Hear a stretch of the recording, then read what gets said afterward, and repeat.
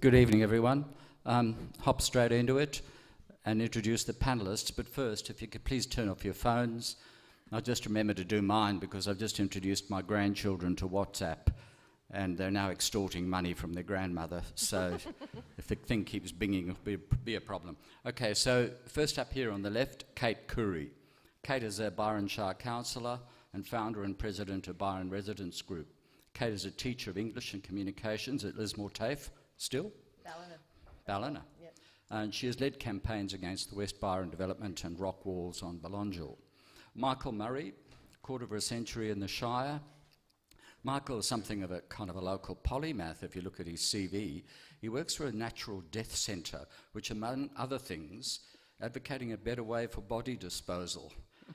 Simon might get a few tips there. He's also involved in the Mullum Master Plan, active in the local community. He's a buyer's agent, a finance broker, and so on. Mandy Nolan, Mandy's the Shire's funny lady, and she also is involved in many causes that a lot of people may not know about, and her website actually describes herself as the first choice for charities needing a gun. Sorry, that should read needing a gun MC. Mandy's found out front with a mic at countless diverse functions, equally at home in front of Olivia Newton-John's invitation-only party or 400-strong sportsman's lunch. She is also a biting social commentator and champion of the underdog. And finally, Simon Richardson, our mayor.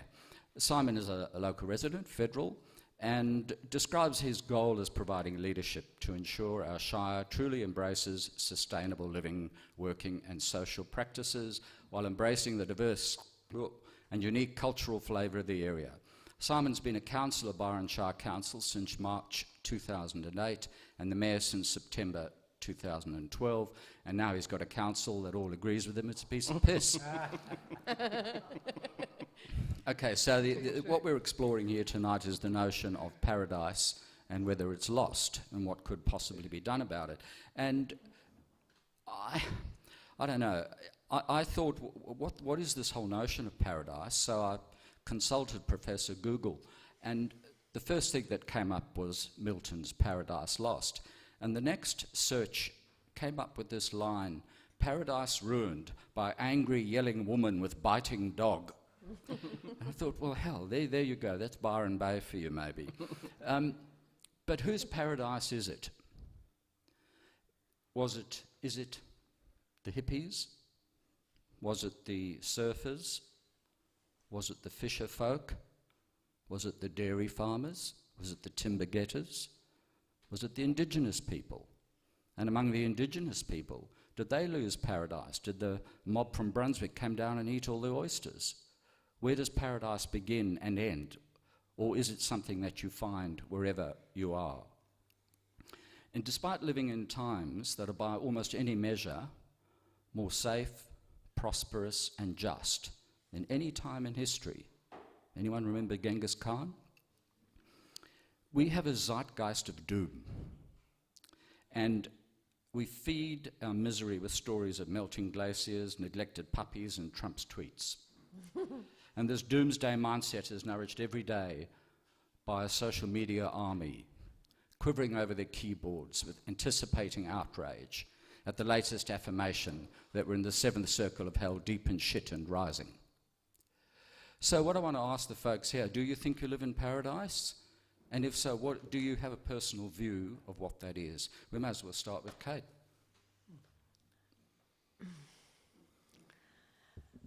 I think I live on the edge of paradise. I think most of the paradise, what I perceive as paradise is actually, the notion of paradise is unspoilt, is something unspoilt. So I think that, urbanisation and communities that are built, they can be a kind of paradise, but I think my notion of paradise is natural and unspoilt. So I think because we live in the middle of that, I mean in Federal possibly even more so than Byron Bay where I live, I'd say we're sort of in the ante-room of paradise. Every 5 years or so, I think I really want to live somewhere else. I'm sick of this place in the bubble, and I really want to get away and live somewhere real and gritty. But I just can't think of anywhere. And, I always look at a map and take a trip here and there. Always lucky to get back and happy to get back. So, yeah, I think I live in paradise. Over the years, I've lived in a number of intentional communities with the ideology that paradise can exist in a group of people, but that always is a failure. But this, where we live in this community, is close enough to paradise because it's messy and kind of obstreperous and crazy and different, and it works for me. Sorry. Look, I'm not a fan of paradise. I've been to Surfers Paradise, wasn't fucking impressed. I don't know. I think we live in privilege. I think that's for sure. I think this idea where you kind of look at dystopia, the other side is utopia, and I think it's as dangerous as dystopia because you're always in a constant, you're always going to be eating the apple and God's going to come down and go, you fucked that up. Sorry, she loves me because I'm swearing. She said, that is the bad lady. That's right. See what I just did to paradise? Wrecked it. I think that being so, and I think you're right, it is a qualitative thing, and it's in the sense of, what defines what paradise is. I think we do live, I would say we live in privilege. I think we live in a very privileged, affluent, first world place where where a bunch of aberrant people that didn't fit in anywhere came to be, and where they felt accepted, they went, oh, fuck, this is good. This must be we're very lucky. We're healthy, we have good food, great water, and access to incredibly affordable housing.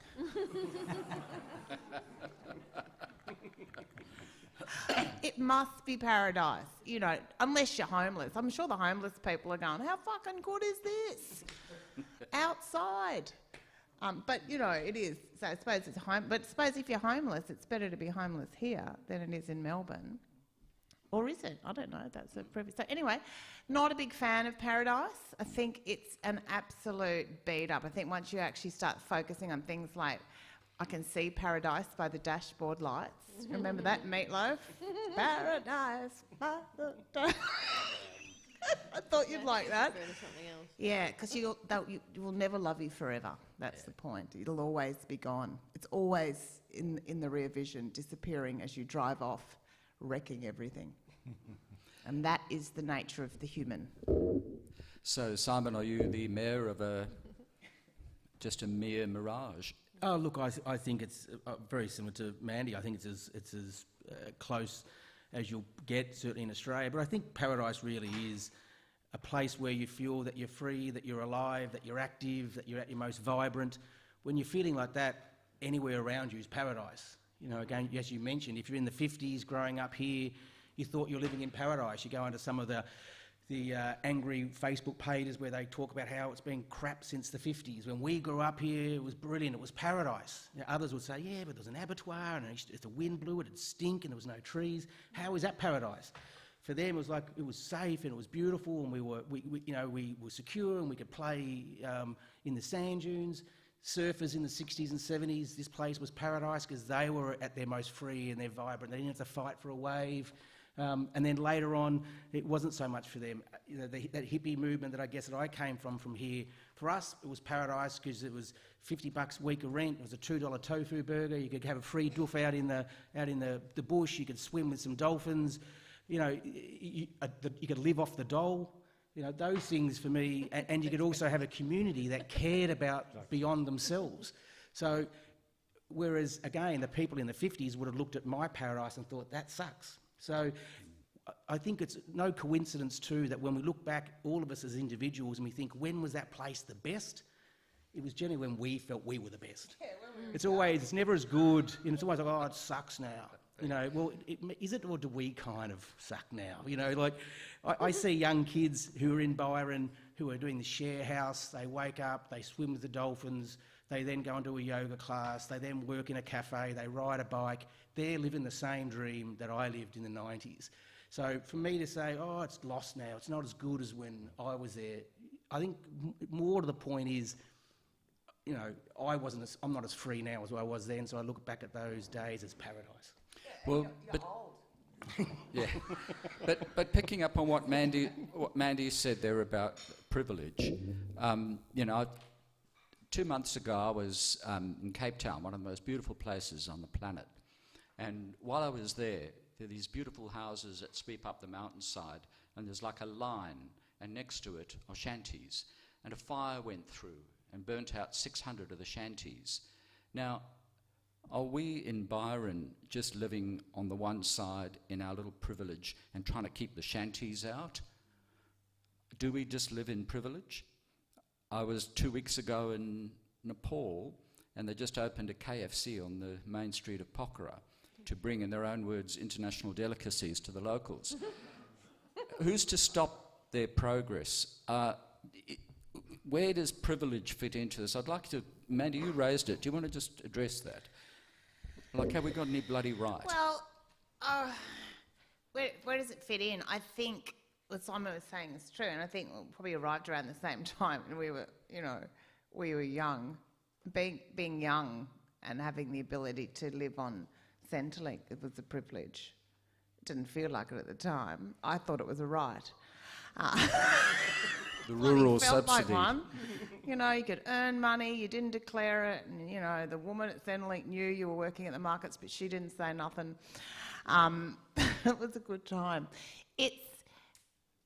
I suppose what's interesting when you create this kind of, like, the way privilege works here has to do a lot with real estate, I think, and the creation of something. You know, privilege is only privilege if it's only accessible to a minority.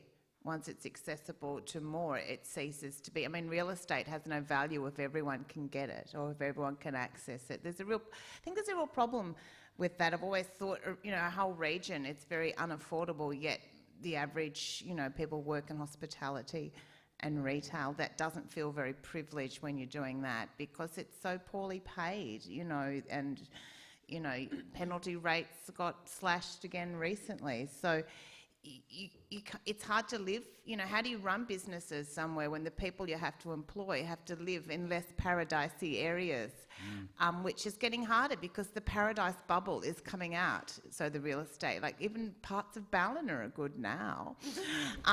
You know, so people are going to have to live in Logan and until that becomes... Steady on. I know. But I think... You know, I think it's inescapable in a capitalist system that lives on, and we live in a little tiny point like this, and the nature of the geography of our area is about scarcity. You know, you're lucky to get your foot in, basically, and I think everyone feels like that a little bit. And you often see, I mean, I see people coming into town now, like young people. They look young to me. Maybe they're 30. They're so young. Look at them. Their beards are fresh. And they're going, they just seem to have so much money, like they're all wearing boho and all the kids are called, you know, funny little names, and they don't seem to do anything except drink coffee and be fabulous and lie in the grass with lattes. And it does seem like you see, like we have created a niche of privilege here now because we've got so much great, I mean, when houses on the beach, like at somewhere like, what's that place go? It's a shitty... Oh, Watergoes. When that goes from something that was sold in a community kind of raffle to houses that is $36 million that people don't live in, that they control remotely from Sydney because they're wankers, I think, yeah, I'm like, occupy Watergoes. Let's do it. Well, Let's love to do that. Let's ask Michael from the perspective of someone involved in real real estate agent. which, you know, nobody's saying it's a perfectly legitimate business, but what's your perspective in relation to creating a privileged enclave? Well, from a personal perspective, when I first came here in 1986, three of us chipped in our money and bought a house in Possum Creek for $150,000 because we couldn't afford the extra 15 grand to buy a house in Watergoes. Now that house in Watergoes has gone from 165 to $3 million. So that's more than a living wage per year over those 30 years. So it is quite absurd. But I do deal. I'm a buyer's agent. And I've got to update my LinkedIn. I think that's pretty weird, because I deal with a lot of different spectrum of people as a buyer's agent, from wealthy Sydney people who wanted to buy a holiday-let property in town, but there's only a few of them, down to, you know, young couples, families trying to get in, who've lived here for with their parents, and they're trying to find a house in, Burringbar or somewhere, Sunrise or somewhere where they think they can afford, and they just can't do it.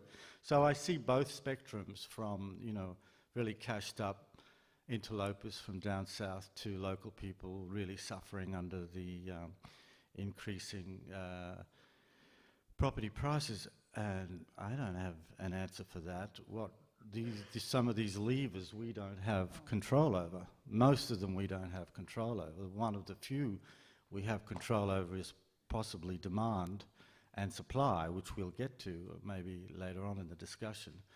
But, these things that are set, regulations that are set federally or state around capital gains and negative gearing and the stamp duty and all these things that are out of our control are some of the main things that are happening. But, I think that now, especially with our council, pretty unified, and hopefully we can get unified as a community and make some things happen. But the controversial thing that I want to put in is one of the things that causes a lot of this inequality in it is NIMBYism. Because a lot of the times things could happen on the supply side here in Byron, but we are such an adversarial and oppositional community, which we should be. We do have to protect paradise. Nobody's saying let it all rip. But, these things happen over, many years that only the rich and exclusive can buy in. That's what's going to happen, and you can't have it both ways. Well, Kate, you're one of the... Sorry, Simon, I was just going to ask Kate, she's one of the people that's keeping it privileged, aren't you, by stopping West Byron? No. I wouldn't agree with that. Expand. Because it's a question of what you think privilege is. And if you think of the notions of paradise, usually, even at a mythical level or a current level, the notion of paradise is actually a natural paradise. I mean, I was in Indonesia, in Bali, a couple of years ago, and we'd stayed in reasonably cheap accommodation. And at the very end of our trip, because we were all a bit over the cheap accommodation, we went to... where was it? Like a Hyatt or, one of the big resorts at Jimbaran, right? And it's a gated place. You go in, they even put mirrors under the cars to make sure you're not going to blow the place up.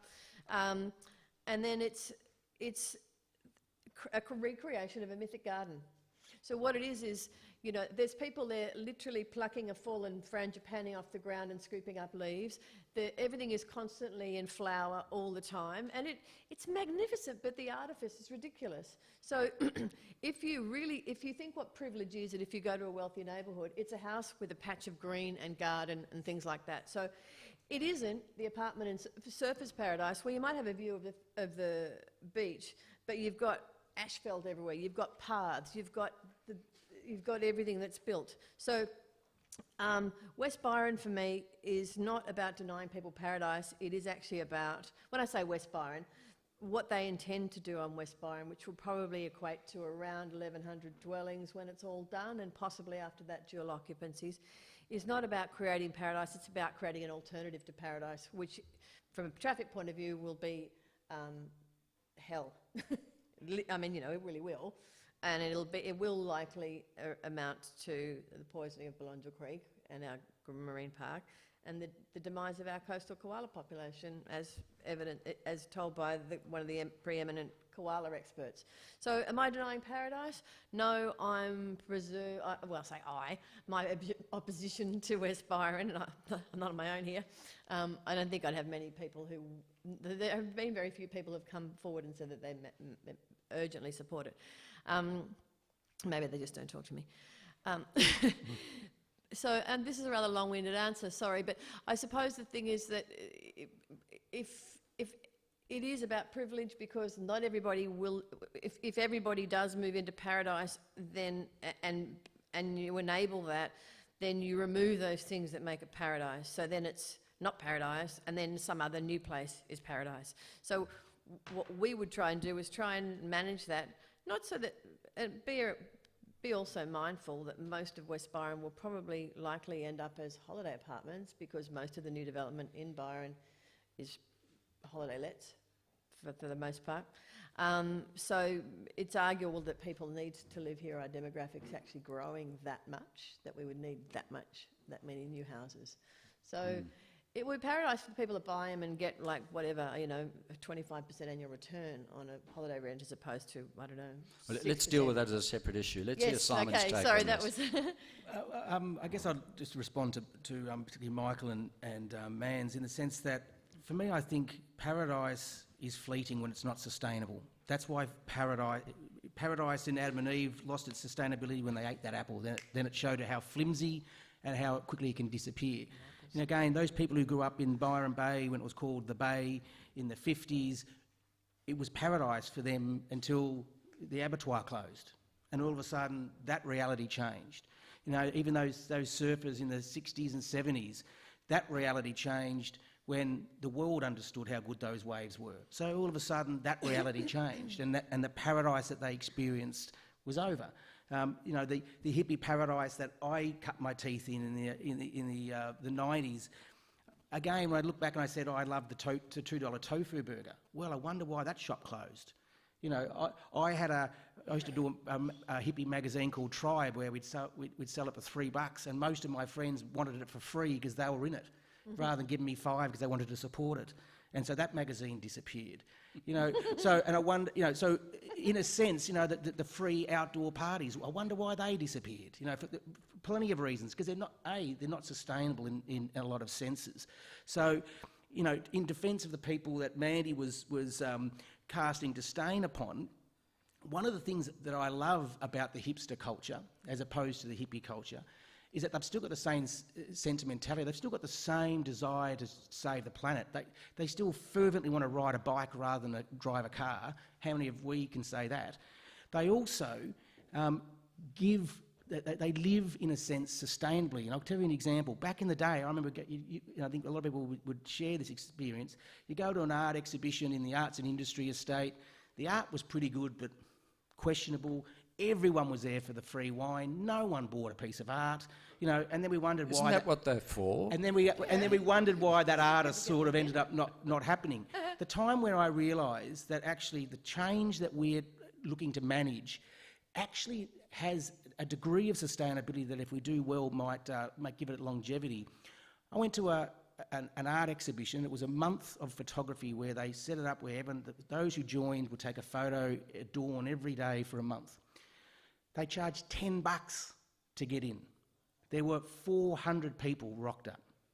It was sponsored by Stone and Wood. It had a tattooist there giving tattoos. It had a skate demonstration over there. They had an environmental component, which was a group of hipsters who created positive change for marine life. So they were still the same ethos that I loved and lived.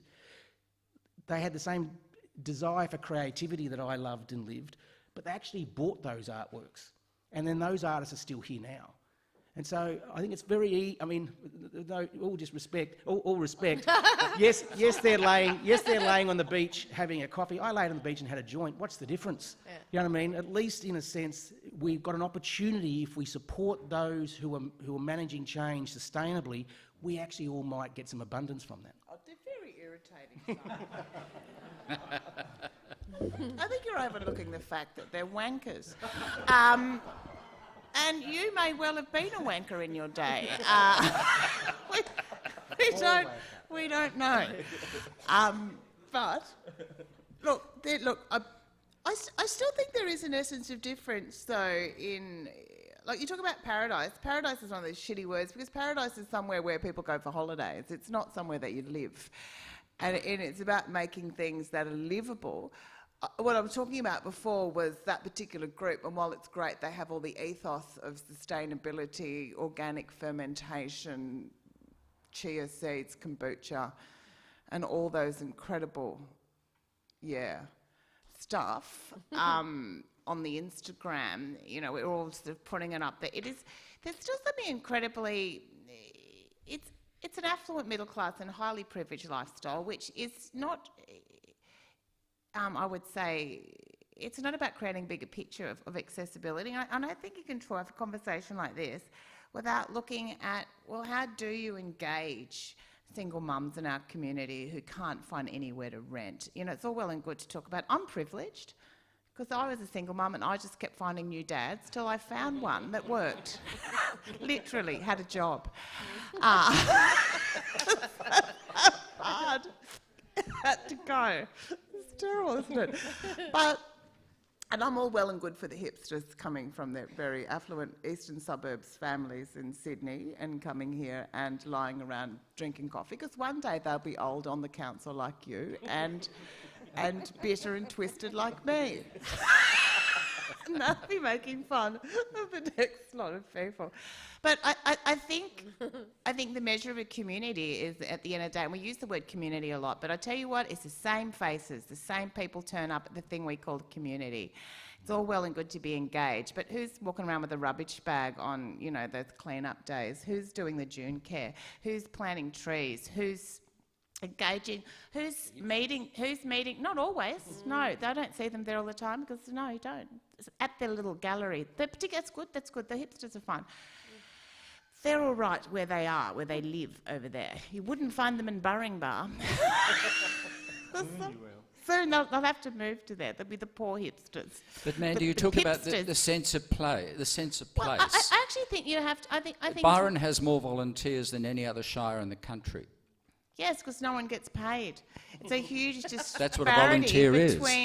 Well, yeah, because there's a huge thing of volunteerism, which is fantastic, because the gap between people, I would say, economically is massive, and people that live in real poverty, that live really hard. And I think that's one of the massive engagements we have to do, is find out, we have to address homelessness in this region. We have to we have to look at what's available for young people and services. We have to address, you know, housing in particular for, you know, older people in our community. We have to address it for single parents with their children, people on low incomes. There's some really significant things that we need to address that are all well and good. They're not trendy. They don't look good on Instagram. They may not add to the pretty look of our community of being, you know, how do you do it? No, everyone's all, let's have something for homeless people. Nobody wants it in their street, in someone else's street. And when, what happens? Well, how do you change that narrative? And it's all well and good to, you know, it's, you know, I don't know. How do you actually do that? How do you get people to give a shit? Let's tackle that, because what we're trying to do, surely, is say, are there any answers out there? Because, again, quoting from your own website, Mandy, you talk about, this is good stuff. This is once it's on the internet, it never your comes dilemma is how to traverse that darkly hypocritical abyss that exists between action and belief. Yeah. So I'll put it to the panel. What the hell do we do about it? We know what the issues are: homelessness, property prices out of control, the things you've just outlined. What can we do, rather than just saying, well, I what's think wrong? I think one of the things we have to do is acknowledge we belong to a place called Australia, and we belong to a place called planet Earth. And when you leave the bubble, you begin to realise that the things that we are facing are actually being faced elsewhere. And that's not, and that is not, and that's one of the big differences, I think, from the 80s and 90s that I love this area, is that in a way the world was simply just some backpackers who came in and brought a bit of extra flavour and colour. But it really, we could live in our bubble, and we could resist pretty successfully when anything from outside the bubble came in. But all of a sudden with housing, we can't escape that bubble anymore. And in fact, it's going to get worse. I was in Melbourne only 2 weeks ago, and my mates who are teachers and stuff like that, they've all managed to sort of scrape and save. They're living in one couple are living in $1 million house in Fawkner, if anyone knows Melbourne, near the Fawkner Cemetery, $1 million. You know, another friend of mine's $1.2 million. They've all been here before. They all love this area, and they would be here tomorrow because even though we know how expensive it is for Melbourne and Sydney, 1.2 million. Man, I can buy an awesome place in Byron Bay if only I can get work.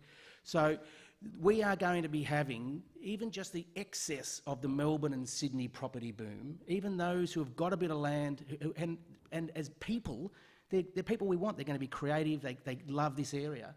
But all of a sudden, selling up and getting over the city, they're going to be buying and they're going to be paying $1.2, $1.5 million. So for us, these days of, the prices are going up, we've got to accept that we are within the most All right, now unaffordable Simon, it's country good. on the planet. Yeah, I want to get to Michael and Kate's take on this because I'm glad you got to that point because this is one of the points I wanted to arrive at. We don't live in isolation. This is not the Decameron. We haven't retreated to our villa and watched while the plague devastates. It's happening everywhere. So what do we do about it? Let's not talk about what the problem is. Let's talk about possible solutions, realistic stuff. Kate? It's a multi-level response, really. We'll try and keep it simple. Okay.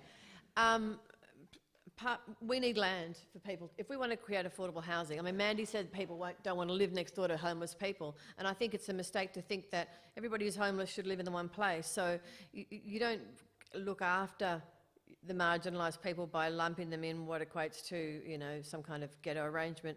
They need to be spread throughout the community and to be integrated into a community, because that's how you recover from homelessness. So how do and we get the integrate. land? Well, council has some land, and Simon will probably tell you more than I can about what council is trying to do in terms of land. But we do have limited resources and limited suitable land. But you really need, the state needs to help, and there has to be But the state doesn't want to help. The state wants to push big developments. Sure, but it isn't really the job of council, in a sense, to solve this on its own, because homelessness isn't just not having a home. Homelessness is a lot more than that. Homelessness is about people having perhaps employment, having mental health support, having. Okay, so how do we achieve this? So can I? Yeah. I'll give it. Yeah, but I want water to it get down to very Michael simply. as well. Yeah. We act out of love rather than fear, and we focus on a solution rather than a problem. Yeah, but what is the solution? I'll give you an example. As Mandy said, if we want to act out of love, affordable housing, we will say, I want an apartment. I'm happy to have an apartment next to me because it'll give people a place to live. If I act out of fear, I'll say, I don't want that place there because it could lower my prices, it could disturb my peace, it could make me have to contemplate change. So same with, if we fix purely on what has been, what the problem is, we'll never look at the solution. So there are solutions for housing within a certain degree. Things like community land trusts that we're looking to form, which will allow people to get over the big stumbling block of the deposit, where the land trust will put up, it will basically allow you to pay 80% and the 20% of the deposit is covered. A lot of younger people and even older people just can't get that 100, 200k, whatever it is, for the deposit. So there's an example. Increased medium density in our current urban settings, we have to have that conversation and acknowledge. If we don't do it, if you don't have urban density, you have urban sprawl. Okay, you say we have to. Are we having that conversation? Well, unfortunately, at the moment, from my perspective, we're not doing it well enough because we're coming from a place of fear, and so everyone doesn't want change, and the first reaction is no, no, no. All right, can I get a comment here from Michael? Yeah, I basically support what Simon is saying. The 33 years I've been here, this is not new, that poor people who are on the lower end of income stream have had to move out to Kyogle or somewhere cheaper. This has been happening all through those decades, and I've seen it happen again and again. So, and then what I'm kind of philosophically against is this idea that we've got to protect Byron, and let's put up the barricades and let's stop people coming, because that's just basically impossible. And these people that are coming in defence of them, they're just like us. They want to go to the markets, they want to do yoga, they want to live what we're living. It's just they've got more money, and therefore they can push us out. if they want, because that's the way the system is working. So we've either got to let go somewhere, we've got to give a little, and not say, oh, we don't want that here, we don't want that there, which is immediately what happens. As soon as somebody puts up a DA or, you know, sure, things like West Byron, you know, there's difficulties there. But, you know, for an example, those guys that owned West Byron 10, 15 years ago, they were Warren Simmons and a whole lot of local guys who could have been discussed. Now they're like big, heavy developers. Anyway, I don't want to go into details. You'll beat me on details.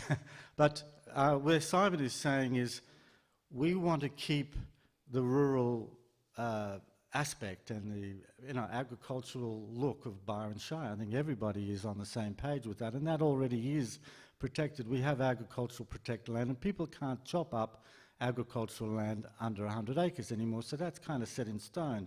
But we have these villages scattered, and if we can infill in those villages and allow more development where there is already urban life, but I don't think any of us really want to see more West Byrons or more Tallerwoods. That's really difficult development. So this big urban sprawl really doesn't suit us.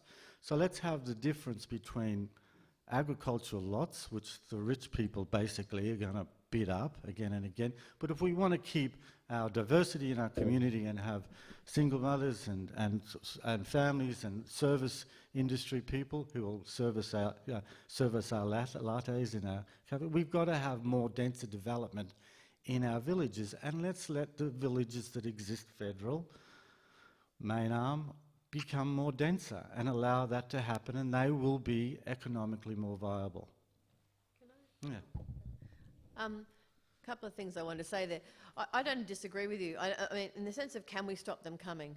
I mean, when you say stop them coming, if you mean people wanting to move here, you'd have to determine how many people actually want to come here. And there's a lot of I know, but there's a lot of building going on, but there's so many empty houses because they're holiday let. And council tried and by putting forward the notion of the under the affordable housing planning policy, that the granny flats could be built and no one had to make a contribution to council, so that would enable a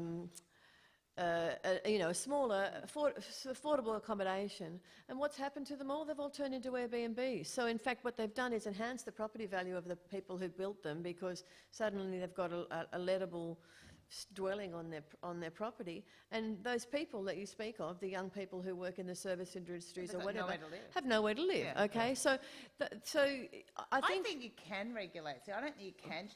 I think saying you can't do anything about it. Oh no, we can. Is wrong, because I think it's true. I think you need to. Yep. Because once it gets a speculative real estate market like that, where it just keeps going up, it just starts. You don't have a community then if everyone who's here is on holidays.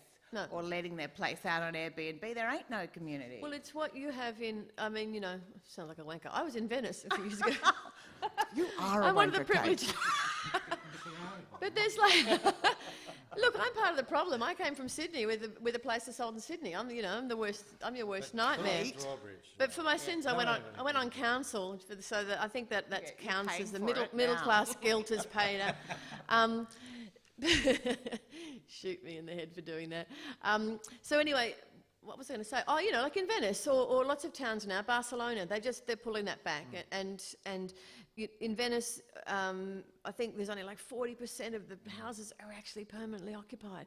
And there's just, so do we want that to happen? So then you have to say, well, maybe we do have to stop them coming.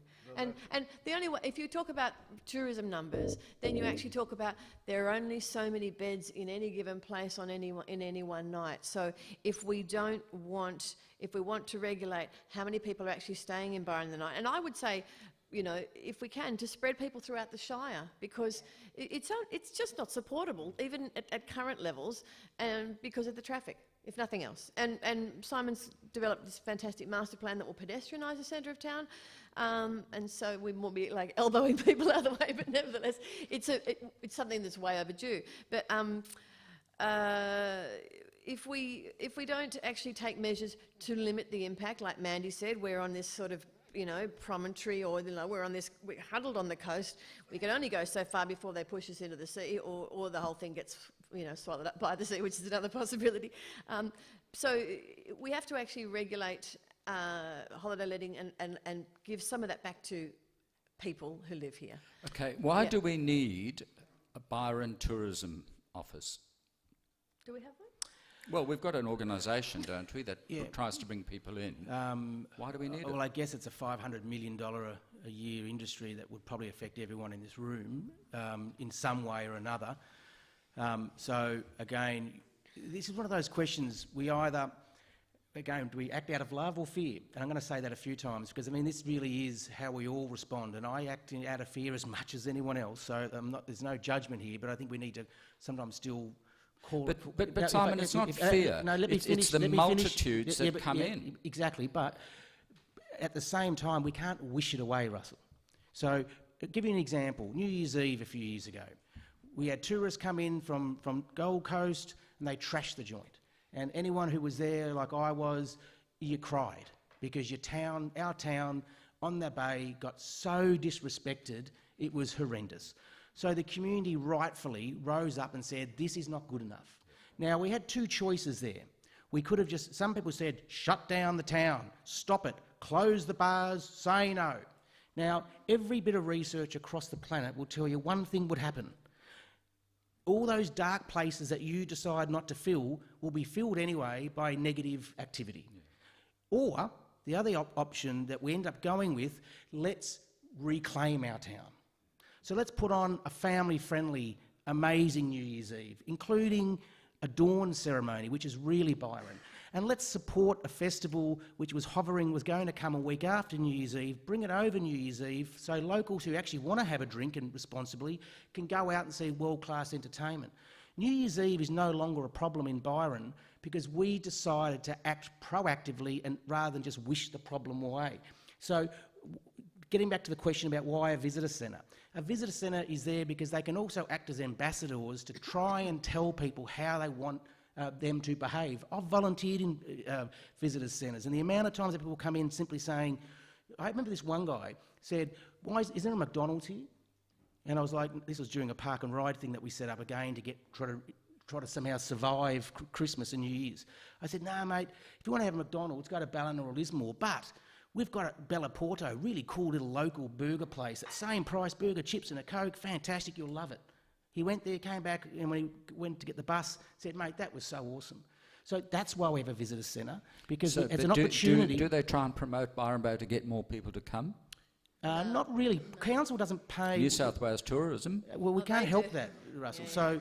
So again, our role, again, not thinking I can just wish the problem away, is saying how can we manage the change? The way we manage the change, and as Kate said, we've got to regulate holiday letting and within the constraints. We're not Venice and we're not Paris. We don't have the freedom of powers that those cities have to actually say no. So we've got to operate within what we can. We've got a very innovative idea that we think will actually dreadfully slow down the impact of holiday letting. And just to give you a hint, Al Capone didn't go to jail for murder or extortion. He went to jail for tax evasion. So there's other clever ways that you can decrease the palatability or the allure of investing into holiday let, which we'll explore. So you need to work in the ways that you can. We're focused on dispersing visitors. That's one of the reasons, for example, why the Byron line, we want to explore that idea. Get tourists off Ewingsdale Road. Get them onto a light rail. Get them up to Bangalow instead of just staying in the bars and the beaches.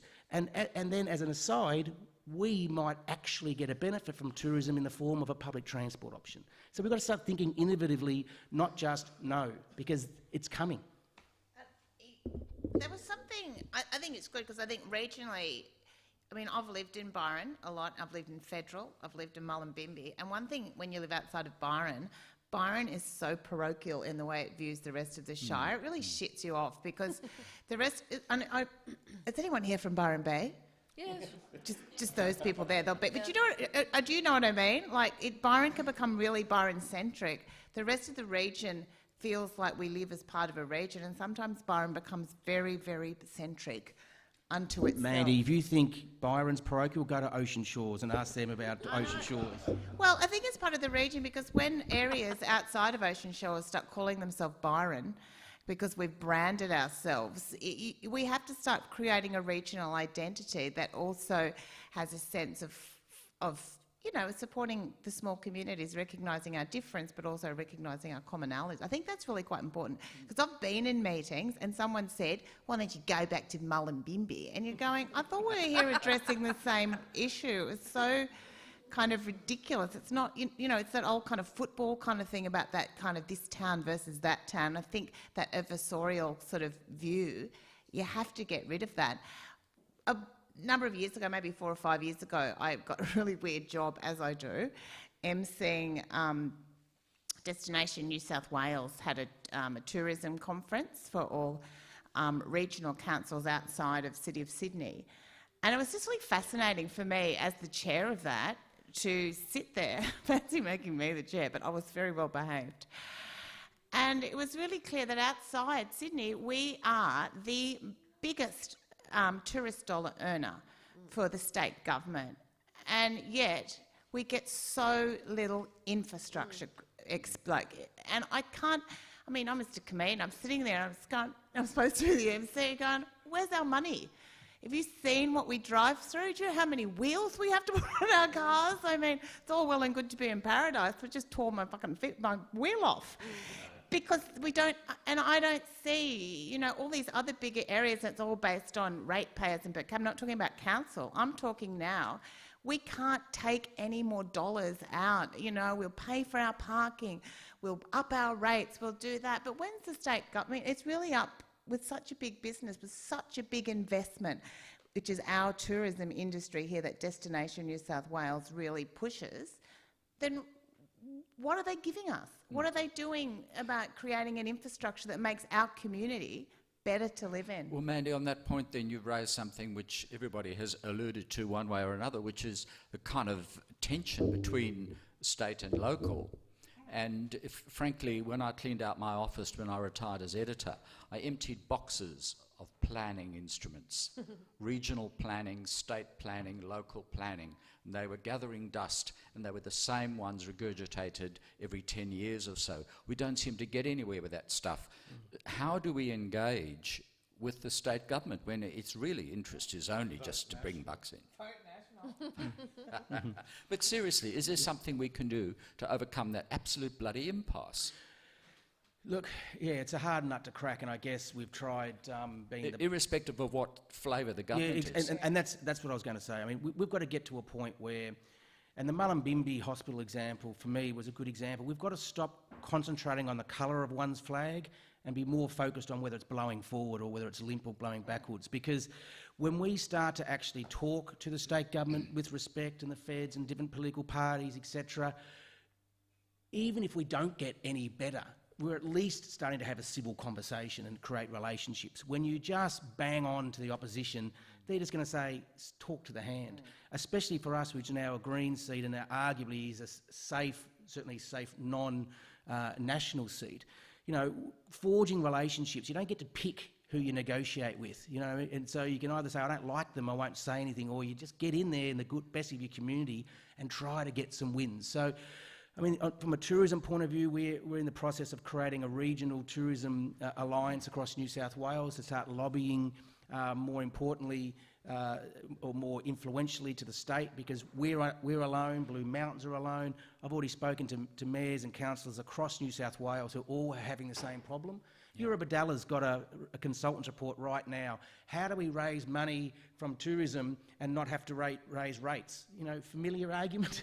So we're not alone, and so we need to start speaking with a louder voice, so it's not just Byron. We also need to understand Gold Coast Airport is massively increasing. Ballina Airport is massively increasing. Last year, our tourism went up about 400,000 in 1 year. It's not going away. It's only going to get more. So we need to find ways where, you're right, Mandy, I wrote an article a couple of years ago that was a bit facetious, but it's still true, and it was about, do we need to build a fence around Byron and charge admission to get infrastructure costs? Taronga Zoo got $52 million for upgrading their tired infrastructure because they are a state significant tourism place with unique visitors. I'm looking at that and thinking, that's Byron. And we aren't eligible for a cent of infrastructure spending. So this is where we're trying to lobby the government to say, don't just give money for a new event. Don't just give money for more bodies in beds. Give money to the communities in the way that those communities want. Tenterfield may want more tourists. Cool, let them get money for more tourists. We don't. We need better toilets, we need better roads, we need better parks. We need these things, and so we need that flexibility of funding, and that's what we're advocating for. Can I get a comment from Michael and Kate on that? Or do you, I mean, if you want to say anything then?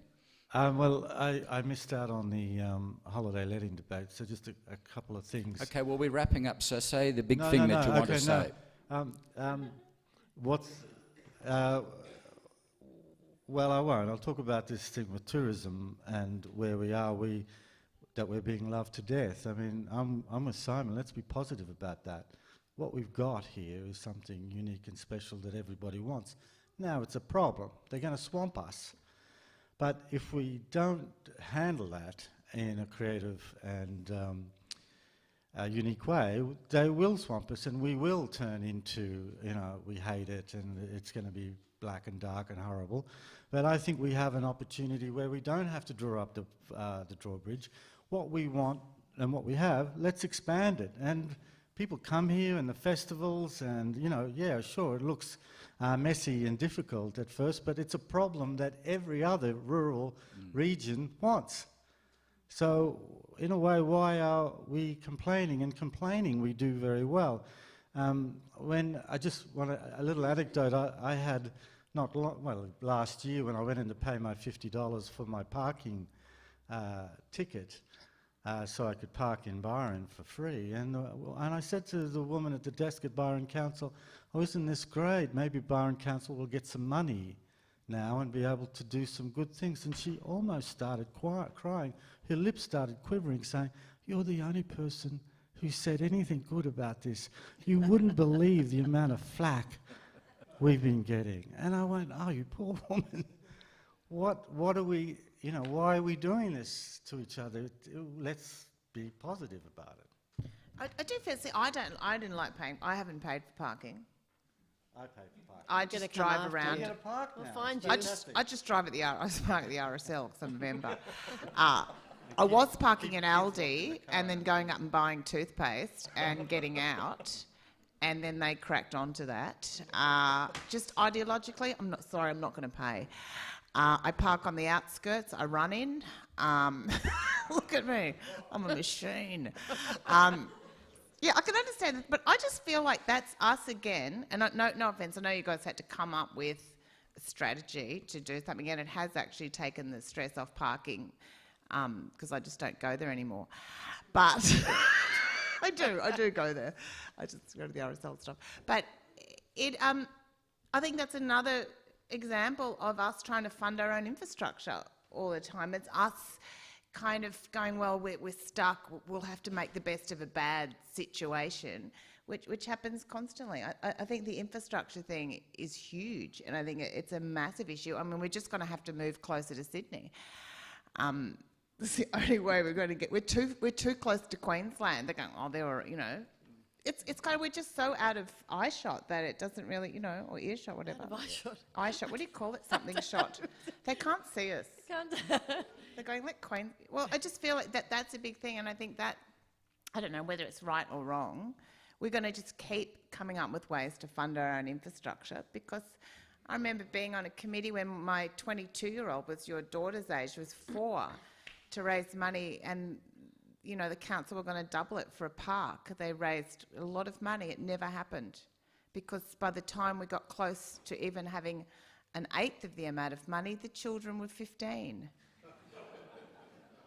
Buy them all a PlayStation. So and we all went, oh, whatever. And you know what? That park never happened. Can I tell you how that park is going to happen? It's going to happen. Because again, we're going to act out of love, not fear, Mandy. So that tourism industry, I'm actually currently talking to most of the main heads of that. We're not allowed to get a bed tax. So I've been saying to them, how about we voluntarily do it? $1 a day for a better bed. I've had virtually everyone so far say, I'm in. So hopefully in a few months we'll be able to launch. It could raise a couple of million a year. The idea of that is, again, letting visitors give a bit to the community. So you have a few projects. You say, okay, this year we're going to build the best skate park in New South Wales, best playground, have a plaque there saying paid for by the visitors. When they come back next year, and about 80% do, they'll feel more connected to our town. They'll give more next time. We start getting the benefit from our tourism industry, again, not by wishing it away, but by trying to speak and negotiate and getting everyone working together. That's great. I think that's fantastic. It is good because that actually changes people's engagement levels on that. And most people do want to put back. Yeah. On that note, I think given that the original idea is what is, are we in paradise, are we losing it? I think the notion of paradise is such that everybody knows it's people that come here do think it is. And that is because we've taken actions to make it that way. So if we say that, you say you can't stop them coming, but you do have to manage how they come. I was looking at Pompeii, 2 million a year people, which is roughly the same as us. And I think, what's the big Khmer thingy in the Cambodia? Angkor Wat. Yeah, about the same numbers, right? So what they actually have to do, literally physically people touching those things and they disintegrate. We don't have, these aren't ancient ruins, except maybe the over-tanned people on the beaches, but we don't actually have those physical, but there is impacts. There are impacts on our estuaries when people want to have a doof down at, Tallow Creek, for example. So those things are, and there's a midden, so there are actually even archaeological artefacts that are being destroyed. So it is about protection, and so much of that is, like you said, people, when they know, they do change their behaviour. I went to beach parties, we burned stuff, we trails through, bush and estuaries, and no freaking clue what we were doing. So you can't educate everybody that comes through. Maybe you have to stop them and hand them a pamphlet. But I think engaging people in that the reason this place doesn't look like Ballina, the reason this place doesn't look like Gold Coast is because we have actually said a no to a lot of stuff, and we have actually been pretty narky, and quite frankly, we're justified in being that because the only problem is now we've been so successful at being narky that everyone wants to come, which is funny because we're sending out the contradictory messages. Nevertheless, I think education is a large part of it. If you don't even know, like just simple things like, people at Christmas time, the garbage is all everywhere. We have every year we got the lovely green bins or whatever, and that all goes to pot for about a month over Christmas, New Year. It's a sort of a small thing, but it's one of those things where you go to people, actually, if you did this, this would be that, and we would have to spend all this money to, you know what I mean? So I think there's education and really being proactive in that sense. I hate that word, sorry. Anyway, yeah, that's all I have to say. Well, no, please. You do have to be vigilant about paradise. Yeah, you do, and I think if you've got to make it paradise, you've got to be really clear that really big dogs don't belong in cafes. Oh, I'm so sick of being licked and sniffed. That's at home. No. Michael. Do you know what I mean? No, it's just like, if you've got a giant dog that's this big, I'm sorry, this dog thing has to stop. It's gone insane. People are just getting giant dogs to take them out unleashed with terror. A bed tax for dogs. Dog tax. I think that there is a really good advantage in pulling up the drawbridge and protecting what we've got, and nobody's denying that. But there is a cost to that, and the cost, let's remind ourselves, is unaffordable housing a lot of the times.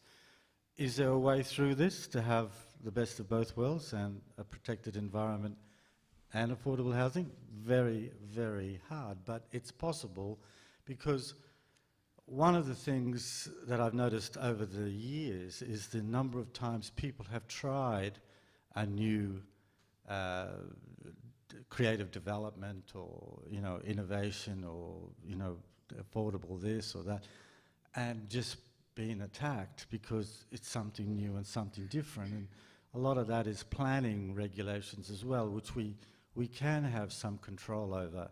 But you know, every time there is something takes years to get up and, you know, years ago I was also a filmmaker, not in my CV, and I was making a film actually called The Future of Paradise, and it was about what was going to happen here in Byron Shire. This was in the mid-90s, late 90s, and we were, at that time, in 98, 99, the director of planning, David Kennelly, was sent overseas to investigate successful eco-villages and innovative housing structures. So I went with a crew and we followed him with a little bit of money from SBS. And we were going to follow the rollout of eco-villages here in Byron Shire, and it looked fantastic. So what happened to the eco-village idea, that we were going to have, you know, innovative cluster housing on small rural lots, and then 600 trees had to be planted, and it was going to be a way of regenerating forests and having small amount of innovative, sustainable development. Tell us about built. The neighbours went nuts. Yeah. Yep. And now we don't want that. I mean, the irony, I'm sorry to be a little bit provocative, but the irony is the east coast of Australia is a legion of towns that never change. And if people don't want to have change, you could pick numerous, you know, go to Kempsey. Well, you have that too, and even taking it down a line from even like affordable housing, and you've been talking about buying or whether people buy and rent. I don't know if anyone, people probably do, but how hard it is for people. There may be affordable housing, but it's not given to the people that need it necessarily, because if you've ever had to apply for a rental property in the last few years, it's like getting a colonoscopy. It is the biggest invasion of people's privacy. Someone put me down as a referee. I was asked about how they kept their home, and it is. I find it appalling and offensive.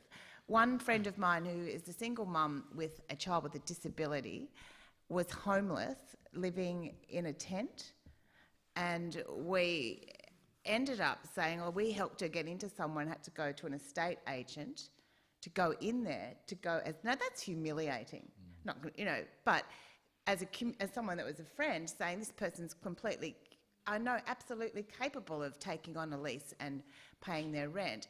It's just that when it comes to having 40 people turning up and two people have a single people that earn money and don't have dependents, that person who is really in need of accommodation is always going to miss out. And so that way of, you know, way our community, and it's no different to anywhere else, but I think it's a little harsher and a little more aggressive, that, you know, having to step in and actually assist someone, not because they needed it, but because they did need it, because the real estate agent wasn't going to look at them unless that happened. And I think real estate agents should be shamed for that. That's one of the I'm going to shame it's one one of the away. easy ways we could stop housing becoming unaffordable is lobbying to change the way that rental leases are so in favour of landlords instead of renters. And in Europe, where you have the tenant has the right to walk away from a lease, not the landlord, that would change the housing dynamics overnight. And why people aren't lobbying for that, I do not know. Well, it's the same with negative gearing, and already, you know, they almost got to turning it over, and it didn't happen. So it's the same. It's a vested interest. Why would I, you know, So if I've got a property, why would I change my golden goose? So if it's going to be paradise, for me, as a shared philosophy, and I think we're all saying that, they're the kind of values that I would like us... Oh, sorry. Sorry. It's all right, Simon, I live with a man. He's been dying to do that to me for 10 years. And it's all on film. It's all right. But I think I would say it's pretty funny though. I know. I feel like that about myself a lot. Just take it away. But I do feel like that is I think it's not just about the paradise for me and the narcissistic evolution of people of the me-centred. I think it's about creating what community is and about creating those shared community values where there's a lot of mutual benefit and a lot of mutual support. That creates healthy community. Okay. I'm so sorry. There are some really exciting opportunities out there too, and really exciting examples. There's a wonderful affordable housing mob called Nightingale out of Melbourne, who actually came up to our affordable housing forum we had. I went and chatted to them in Melbourne recently. Again, it's just how we see buildings and living. You know, for example, they'll say to somebody when they have no real estate agent, they have no marketing, so straight up, and they have a 15% profit ceiling. So for the investors, you don't get any more than 15%, which a lot of banks won't even give unless there's 20. But they get enough investors. In fact, they've got 2,500 people on their waiting list. They get some of the best architects in Australia to design, and they actually speak to the people to find out what they want. So they'll go right next to a train line, and they'll say, "Do you guys want a car? You can have a car space, but it'll be $40,000." So someone will go, "Oh, no, I won't have a car space." And they'll say, "Do you want a laundry in your apartment? You can. It'll be $15,000 and it'll take up 3 square metres. Or you can use the shared communal laundry up on the rooftop garden." So most people will say, "I'll have the rooftop garden shared one." So as a result, you actually start to create houses or living spaces for people as they need them. You have all these community spaces, and it's actually a whole lot cheaper. Now, Nightingale want to play in Byron. They want to come and do something here. There's a lot of opportunities if we think, you know, things like one of the things that Coho do, and that people have got, they're not Nirvana, but they give 3-year leases, you know, which is unheard of in this country. So I think if we start to actually be open to ideas, and actually, especially the innovative ones, we can just chip away, at least within the capacity that we've got. Even in Byron, a lot of people don't need a car space. You can live in Byron, because you said they're so parochial, often they don't leave, and not have a car. You can instead of having 15 car spaces, which raise the costs of the apartments and take up half the land mass, if you said, okay, you don't need those 15, you could perhaps pay a bit of money and use Butler Street as your car park. All of a sudden they get more units on that, and they're cheaper, and they can have shared car, 2 or 3 share cars. So you've got an environmental benefit, an economic benefit, a housing benefit. So that's where things that we can do from a planning sense. But again, we also need the community, when you hear that, not to sort of say, no, but actually to be open to different ideas. And we, as I said, we just chip away and get little wins. Yep. Gosford has just approved a small tiny house development. Gosford Council. We're supposed to be innovative and green and on the cutting edge. There's a few of us working on something now in Mullum. I'm shaming Simon and the councillors into approving this, which is a affordable house idea on council-owned land, where it will be, 200 square metres of land with what's called manufactured home estate. So the zoning is already there. So you'll be able to spend your $150,000 or $200,000 on basically a holiday cabin, and then you'll have to pay a weekly rent of say 120, 150 a week. So it's a way of switching that holiday cabin idea into affordable housing, permanent lease, and these things are possible and doable now. But what we can't have when we propose these things is people saying, "Oh no, we don't want that." Okay, Kate, do you just want to say something? Because I want to wrap up and get it across to the audience. Oh, yeah, just on that last note, I think, again, it's this idea, and I think that I quite like that idea. I'm not saying I'm going to vote on it just yet. We'll see the fine detail, but the notion of choosing love over fear is a question of, are we afraid of poor people or are we afraid of tourists? And that's 2 different things there.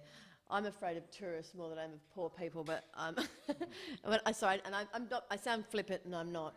That notion of acting out of love, I didn't ever want to live in a rich ghetto, which is what Byron is turning into a bit. And as I said, I'm part of the problem. But I wanted my kids. Part of the reason I left Sydney was I actually wanted my kids to grow up in an area where that was more economically diverse. So that there wasn't the expectation that everybody around them, and we lived in Sydney's east, so there's that as well, that everybody around them was privileged. And then I got to Byron and the price has just gone up every year and it's changed somewhat.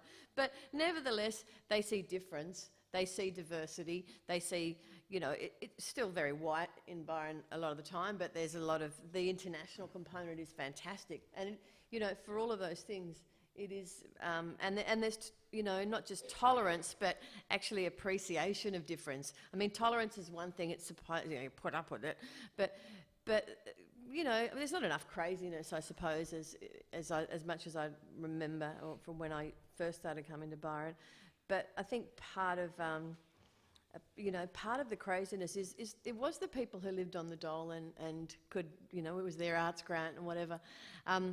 We don't have that anymore. We have to foster it, and we do have to foster that by, it's not affordable housing, it's actually low-cost housing, and affordable housing is when I sold my house in Randwick and moved to Byron Bay. That was affordable to me, right? I've still got a massive mortgage.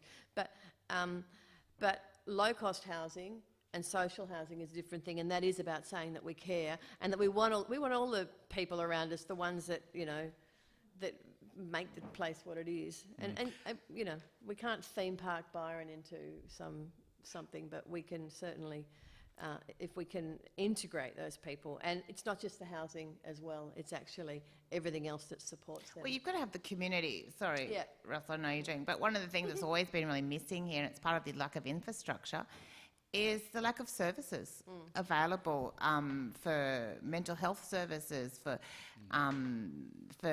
you know, youth services, for women's services, for that sort of lack of actual, you know, in other areas there's a thing that community centres have. People here in the communities have said they do an amazing job on virtually nothing, having to find their own budget, but they are funded. Their positions are paid for. They run community development programs funded by community development officers that actually run programs focused on integrating intergenerational groups between the older and the younger community. There is no money for that because people are just fighting to keep their basic skeleton projects happening, and that's the stuff that needs to come across from the state government because we just can't fund it through our councils. That's the kind of stuff that creates the fabric of a healthy, vibrant community. I really believe that. So if we could get that money through, it won't turn up, of course, because, you know, why would they give it to us? We need Jeremy Corbyn to be the new Prime Minister.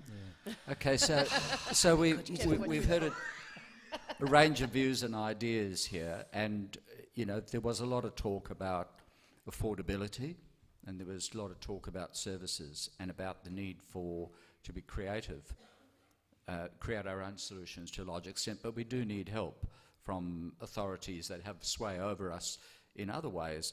But you know, just before we go over to the audience, there were just a couple of things that I found which I think were a sort of a positive, and it's not touching on the affordability and the services, but some organisation undertook a study of regional and rural communities, and I think it was across the United States,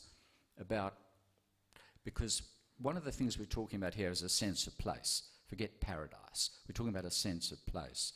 And they came up with something that was really quite simple, and I think that it connects with some of our areas. The study shows that what is essential to a sense of place includes ease of access, a pedestrian focus, a diversity of activities. A place needs to be safe, clean, and comfortable to be in. A place should promote cooperation and neighbourliness, cycling, walking, public transport to stimulate casual social interaction.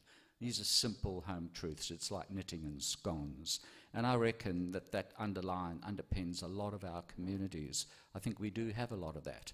I think those are some of the positives that we can actually think about. And I think that some of the problem areas are what the panel has highlighted very well tonight. So can we please hand over to you folks, and let's have questions.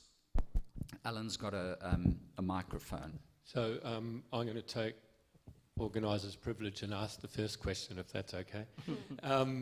Went to a community meeting of Federal Community recently, and their big thing is, or our big thing, the big thing is affordable housing, especially for older people in our community.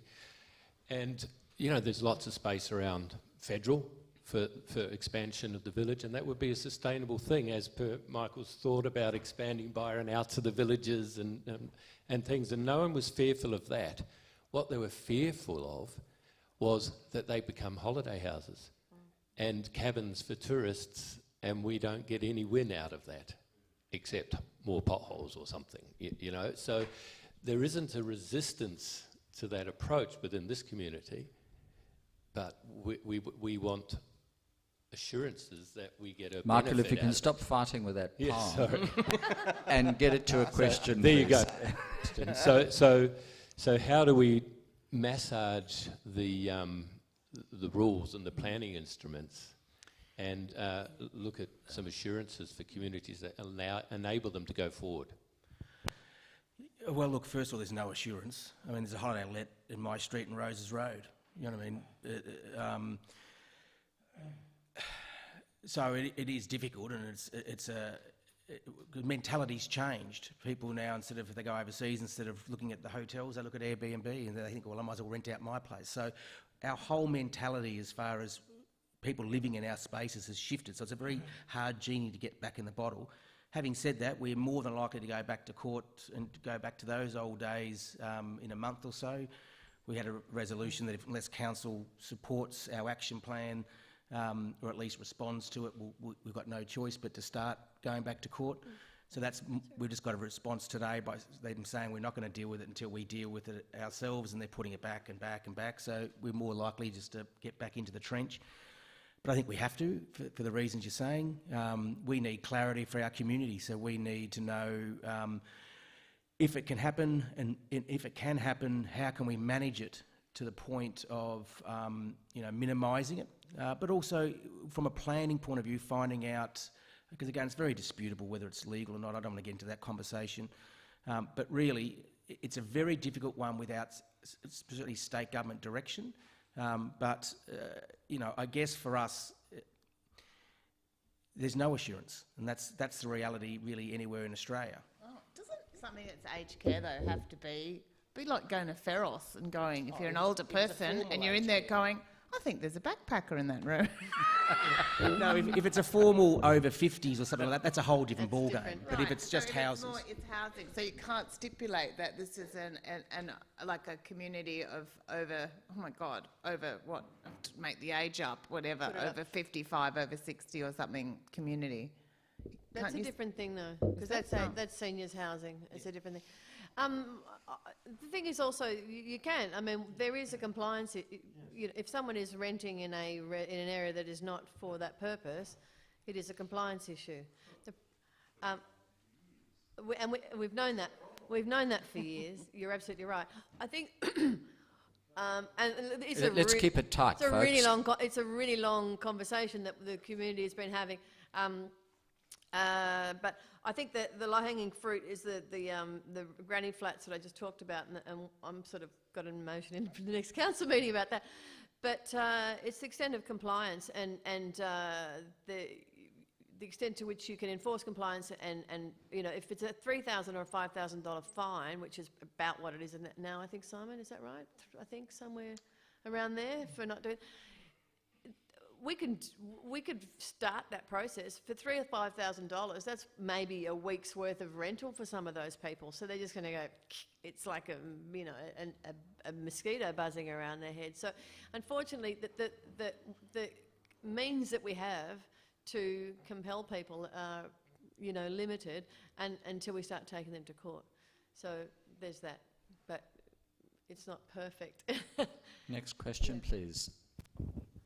Thank you. Question, a pre-question actually, more for Simon. I remember a few years ago there was a North Coast Regional Development sort of plan which was produced by the state government, and just quickly I remember it sort of indicating that the development in our region would be around Tweed and Ballarat, not so much in Byron. Is that correct? it's actually just been completed and released. Quite a disappointing. It was no great surprise. It sounds quite good. At least identifying Byron as a place of innovation, and so potentially for cluster type innovation, employment and housing. If they can walk their talk, we might get some wins. But they basically, what they've outlined is a growth. They've outlined the growth of Byron over the next 20 years to only be 100 or so less than Lismore. And yet they've said that Lismore is going to be the great magnet of the whole North Coast, and therefore they should get heaps of funding because they've got a hospital and a university or whatever. But when you actually look at their growth projections, ours are virtually the same. So, and yet none of that sort of infrastructure funding necessarily is going to come our way. So it is a problem. We'll meet those targets easily, and interestingly, we could meet those targets without West Byron. We could meet those targets simply by infilling, having secondary dwellings, having more density in the urban spaces. We don't actually need more sprawl to actually satisfy those targets. So I was hoping that it was more some sort of recognition from the state that they might see this area as being a little bit more precious. No, I mean, if there's one West Byron in our sort of council region, I mean, how many are in Ballina and Tweed? I'd imagine there's many more, given that's the strategy. So I was wondering if the state government was sort of identifying that the area is sort of one of significance, and dare I say, for its beauty, and therefore in that strategy might have been flagging that it was one that they could sort of protect a little. But that's not the way you see it. No, not really. They've said the whole North Coast is wonderful and deserving of protection and the natural beauty, etc., etc. So that sounds really good. So as a document, it's not as horrific as what one may think. And they've also said we shouldn't be developing east of the highway. But then a little asterisk, except West Byron. Yeah. In fact, West Byron is explicitly mentioned in Byron. It's the only developable area which is explicitly mentioned as a positive and as something that should happen. Can I just add something there, Simon? Sorry. Michael, was that your belly rubbling or what? It's got a bit of giardia. The original strategy that came out in 2006-07 did quite explicitly say in limited growth, as you said, east of the highway, and our numbers were quite low as recognition that there was a limit to what we could take. But then, as Simon says, as a percentage of how we're meant to grow, they've beefed us up a bit, and West Byron is part of that that growth, and so. We're practically, we're really close. If we count those numbers, we're very close to the growth limits. You know, we haven't got that many more to go because we're actually approving developments. We were already at our 2020 targets 2 years ago for the previous strategy. We're going to hit, you know, we're exceeding our targets all the time. So it's not a question of us having to come up to some state standard. We're exceeding it all the time. We're growing the other areas around us, Lismore, Ballina, that were meant to take more of the growth. Their growth has been in a negative relative to Byron, so we're pulling way above our weight, and you know we don't really need to. Now, can we have another question, please? We'll come back to you, sir, if there aren't others.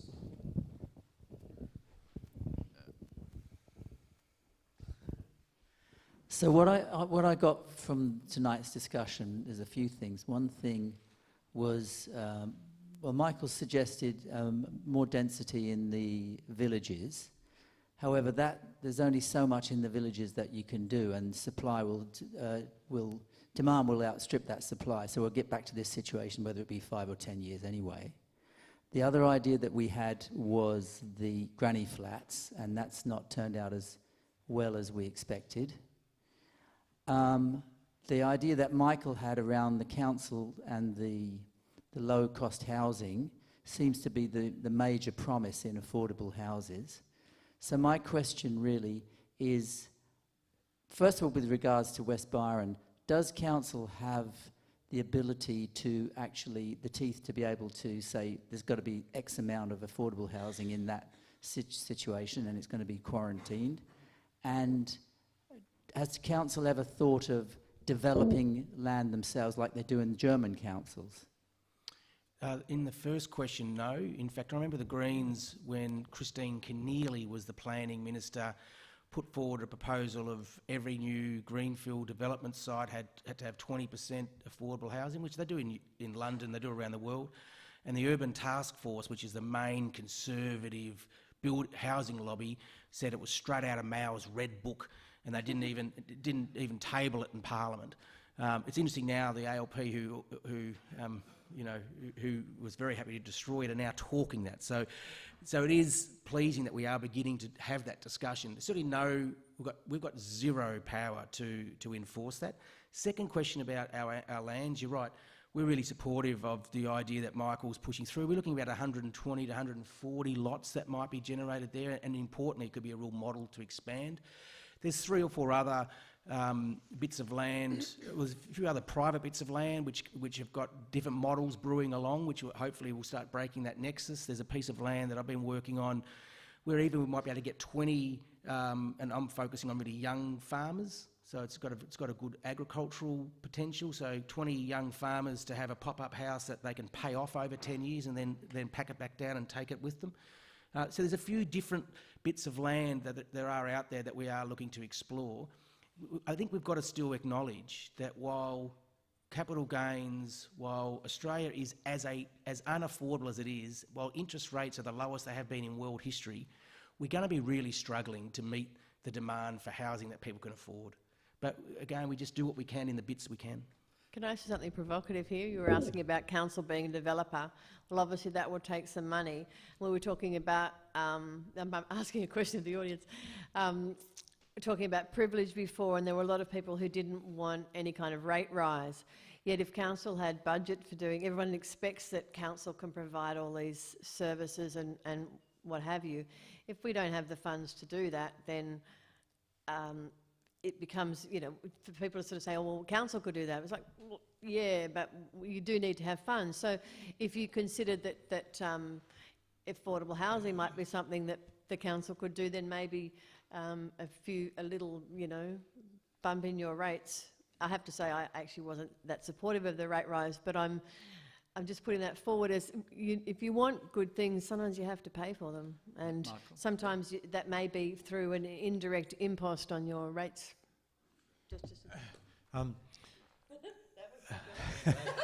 Yeah, good one, Kate. I didn't like that letter that came with it, though. You know, that awful little, I don't know whose idea that was, that it's really passive-aggressive. Either you can have this now or you can see everything go to shit. It's your choice. I was like, my God, it's like my mother has written this. It was really... I like to, housing and these decisions is like a 3-ring circus where you've got politicians, developers and activists in a 3-way tussle so much. And what I think Simon and the present council, with the community's help, can do is kind of take the charge and the adversarial nature out of that and possibly have some interesting things happen. But I think we as a community have to take and acknowledge that the adversarial nature of us in the community fighting either developers or the council and not getting win-win outcomes all the time is happening because there's so much attack going on. So if everybody kind of takes off the gloves and get out of the trenches and kind of talks it through a bit more, I think more things could probably happen. Although Michael, I actually think it's the fact that we really do fight everything, and I think it's why it's maintained what integrity we still have, because I'll show you councils where that doesn't happen. Tweed Council, where things just get through. I think the fact that we are pernickety, that you can't get anything through unless it is absolutely tested. You know how good your actual ideas have to be, and they will get through. I think the adversarial we've got, it's good to align for a bigger picture, if you can see that point at times. But I think one of our great strengths is that people here are difficult. Don't you reckon? I think it's a good thing. Look, I agree. I absolutely agree. But I think at the same time, we as a community need to know the time to say no and the time to say yes. And just as a little example, because I found myself, it's probably going to be the paper tomorrow and I'm going to cringe, but I was there with a shovel with the shopping centre in Johnson Street. It's about to start and we finally get our cinema back. But that was an example of when they bought that site. It's a commercial site right in the middle of Johnson Street. Someone said, "Oh, tell them to knock it all down and put a tree orchard there." I was thinking, well, they've just paid $40 million for the site. That's not going to happen. And so I had a meeting with the developer, because he was attacking me because he was going to put KFC in and he was going to put Dan Murphy's in. And so when we refused both, he sort of verbally slammed me against the wall. "Who the hell are you? What are you?" etc., etc. He basically showed me this design, and I almost cried. It looked like Ballina Fair, but Ballina Fair as a Frank Gehry building. I mean, it was dreadful. Food court. It was as shocking, and I thought, this cannot happen in Johnson Street. Now, so yes, we had to potentially resist. But in the end, he said, "What do you want?" And I said, "Mate, you give us an ugly building with no sustainability and fill it with chains, we'll resist you. But if you give us a beautiful building, fill it with locals and make it sustainable, we'll honour you." And from that moment, he said, "I'm in." So he's had, one of the reasons it's taken so long, this is his third design. It's going to be the most sustainable building of its type in Australia. It's a 5-star Green Star building. It's going to have no air conditioning. I mean, these are sorts of things, and that only happened because, yes, he understood that we were prepared to jump into a trench, but I like to think that we also need to be able to acknowledge the good stuff too. Because if we say no too often, the people who want to do good things walk away because they think you're too hard to deal with. So it's understanding that, yes, there's times to say no, but you also, in this community, need to have the courage at times to say yes. Okay. What's the point of Do a we shopping mall with no aircon? Isn't that the whole point of a shopping mall, is you go there on a hot day because no one else has got aircon? I know. I mean, I'll see you in food court. And then one over here. I just love the idea of food court. I wish we had one. Throw food across it. Food court. So, just a question maybe for Simon and the rest of the panel. You've got Mullum Hospital for $1. Yeah. Congratulations. Asbestos factory. Asbestos factory, a bit of a clean up there, but you were saying that the council doesn't really have any land to develop for affordable housing, so what are the prospects for affordable housing for that site, given that you got it for $1? Oh, look, hopefully an awesome possibility, David. I mean, what we're looking to do, it's funny when as soon as that happened, and it really is a testament to the community and I guess everyone who had any stake in it, but all the different ideas came, and all the different ideas were a genuine need. You know, people were saying, place for our young people, place for our elderly people, place for mental health, a place for, and they're all right. You know, they're all correct. What we're looking to do is to ultimately, soon as we get the key, so to speak, we'll actually have a look and see what we've bought for $1 and see just the state of it. And that will also depend a little bit of what we need to do. But really, it's about then working alongside a community group that can get all the ideas we've got and then start to work out which ones can actually fly according to the criteria we as a community set, your social benefit, maybe at least economic sustainability, maybe the design, and the ones that fly we can grab, and the ones that don't we can all agree, say, okay, not there.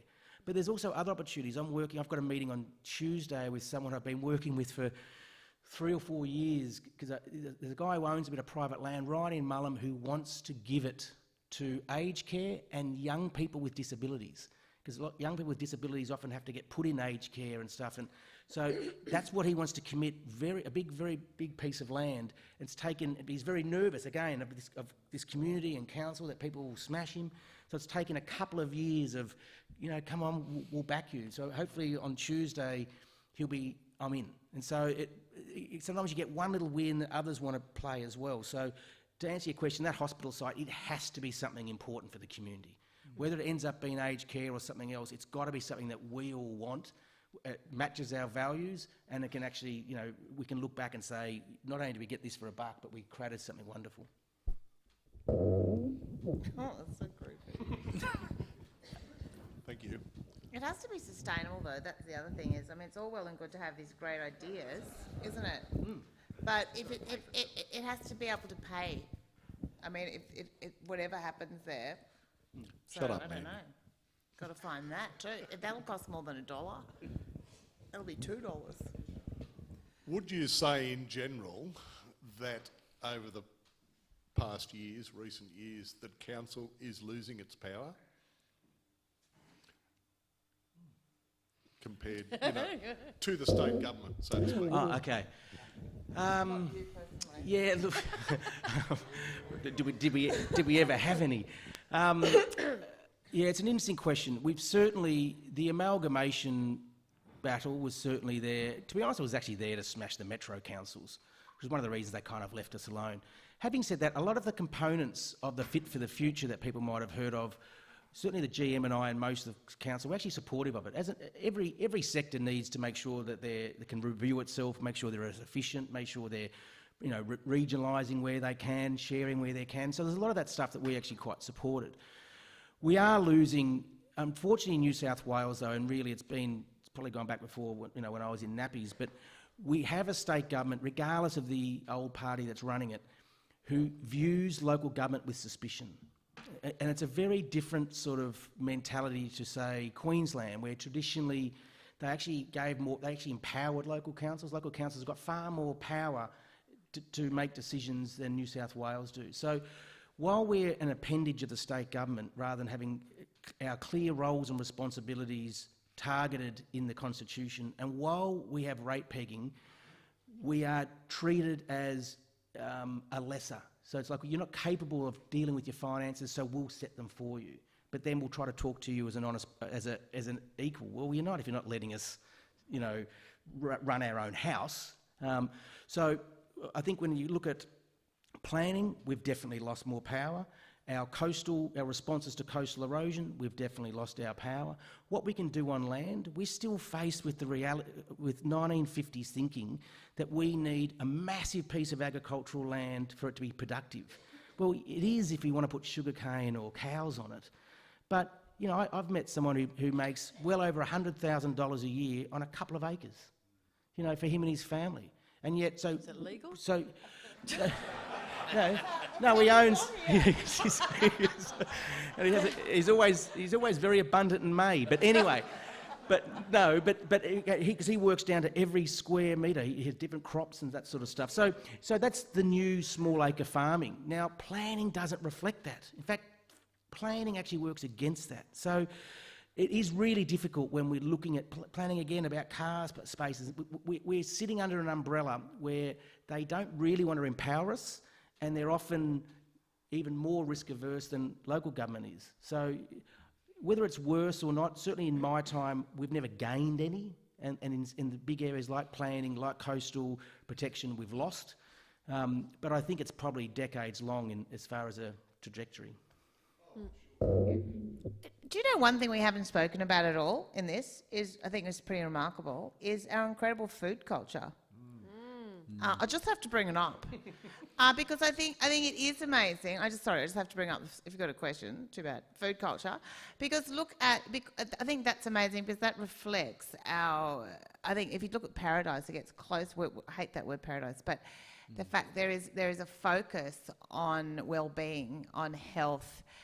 And you'd probably find, I don't know what the stats are, but, our levels of obesity in our region, I would think, and things like diabetes, I'm just guessing that they're lower. I think they actually are quite substantially low. You might have the stats on that. Well, those stats are usually a reflection of affluence. So the more affluent a society, the lower those incidences are. So that's the Well, that's a shame, isn't it? I thought it was because we were really into farmers markets and stuff.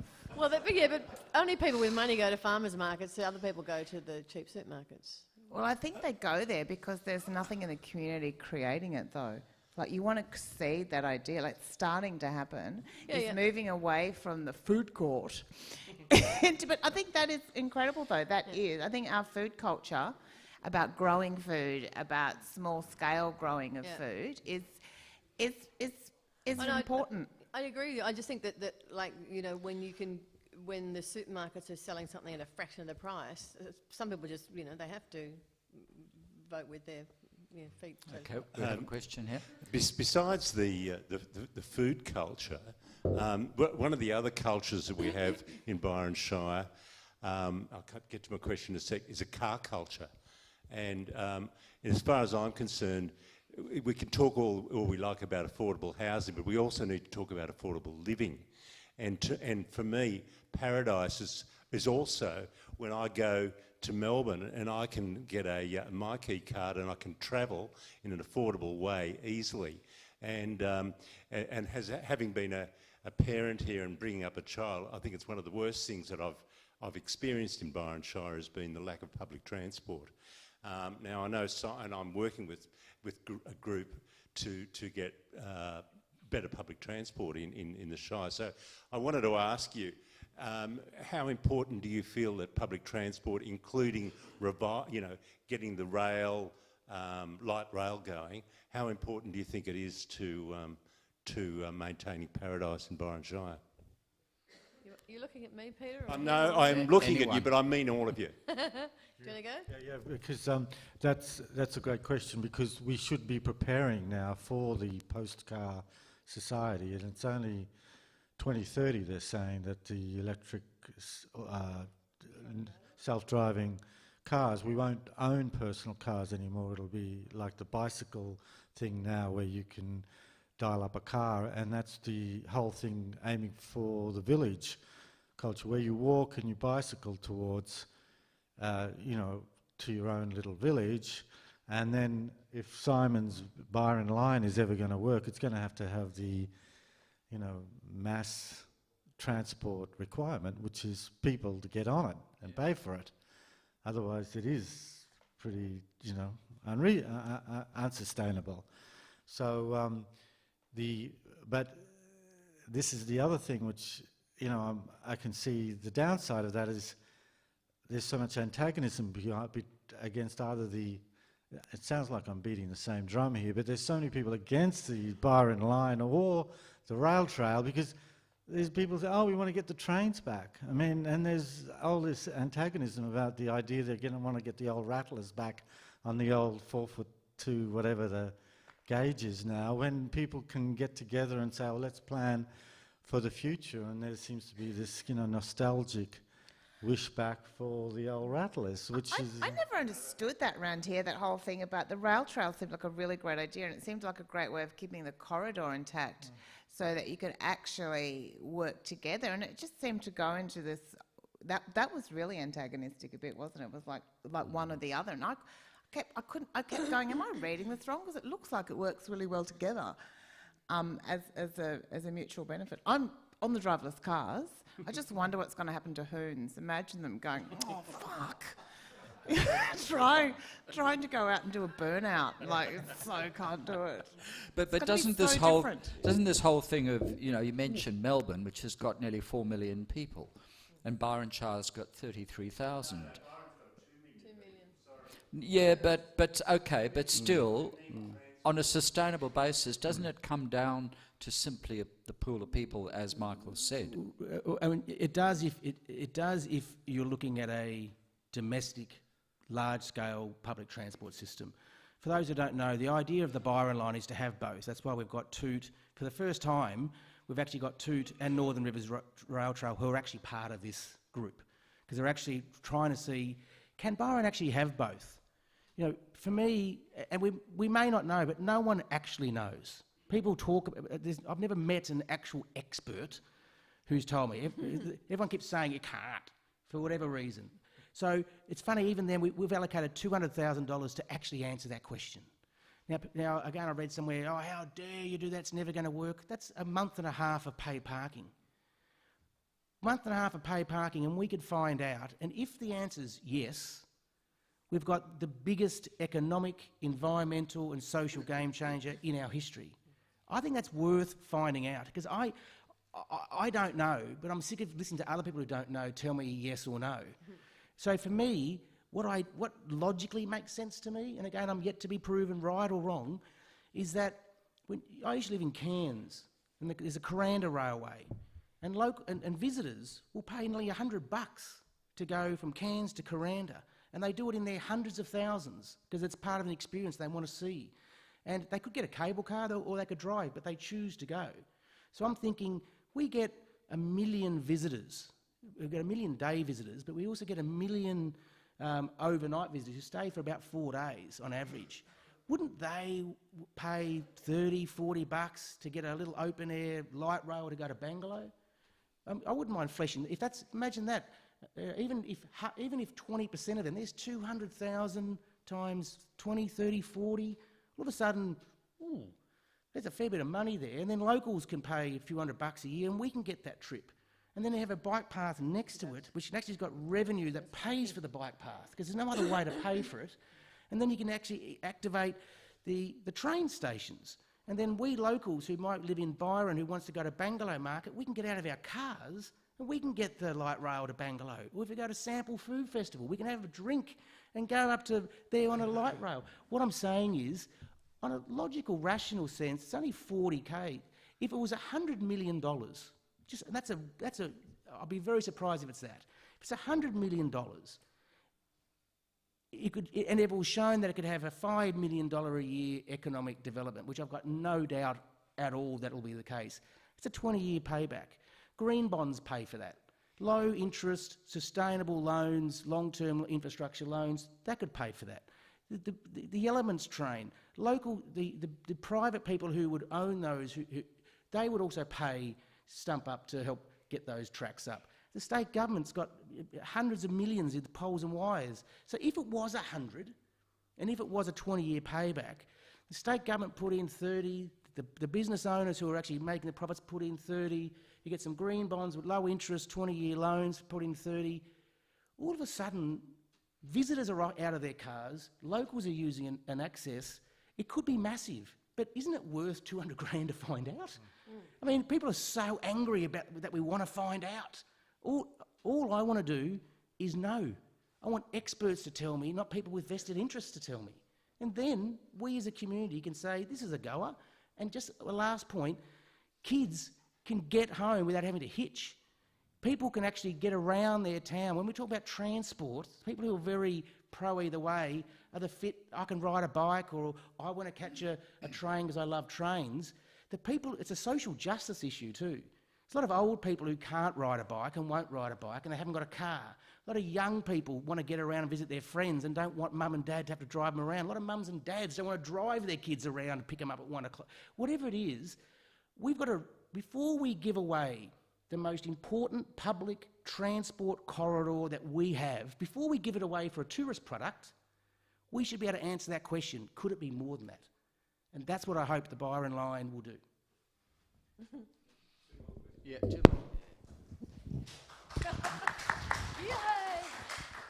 Well, actually, you've sort of answered what I was going to ask, because to me it sounded initially it's all about tourism again. This rail line is going to be for the tourists, and I mean, are they going to drive into town and then get on a train to go to Bangalow? We've still got the same old issue. We need trains for us. Can we think about the community first and then maybe the tourist? Because it always seems the tourist is prioritised. I agree, but I've got to say, when I spoke to Toot to see whether they wanted to play, so to speak, I said, you guys are going to have to give away something. You're going to have to let us not talk about it as a public transport benefit, knowing we're going to get one. Because the state government's not interested in public transport up here. So if we keep just saying, give us a public transport thing, we won't get it. If we say this is a tourist product that is a massive economic development generator, and we know that our locals can pay $300 or $400 and from Billy Nudgel can go to Bangalow and go to work, go to school, I'll take that. We know what we're going to get, but we actually look, the funding is going to be through tourist infrastructure, economic renewal. It's not going to be for public transport. So that's why the language we use, again, you sort of dance according to what the conductor tells you to dance. I just want an outcome. I want public transport for my community. If the best way is to finally get to live off the back of tourism, because we can't pay for it alone, but when you get 2 million visitors paying those sorts of dollars, they fund it and we get the benefit. But what is the actual idea of it? Will tourists still be driving into Byron to get this transport, well, or no, will I guess it alleviate? Yeah, look, it's a great point. I guess there's two types. If you break tourists into two, day trippers and overnight. Okay, so overnight will most likely drive into Byron or wherever they're staying. this gives an opportunity to actually not get in their car again and be driving up and down Ewingstale Road because they can buzz around elsewhere. By the way, we're also trying to speak to the cross-border people in Gold Coast, and that's why Tweed are nuts if they get rid of theirs, because it could actually allow those day visitors to jump on a shuttle here rather than driving here.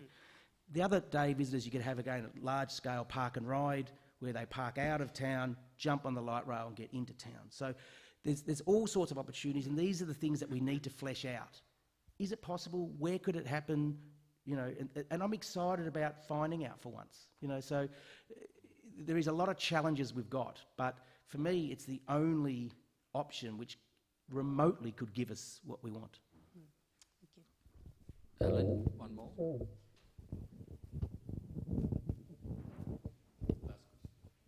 Lucky last. In addition to public transport, does council actively encourage commercial development in small cluster communities, in a sense turning back the clock to the way the villages used to be in the area, where people had a centre that they could go and hang out and therefore encourage community activity? For example, the corner shop. If there's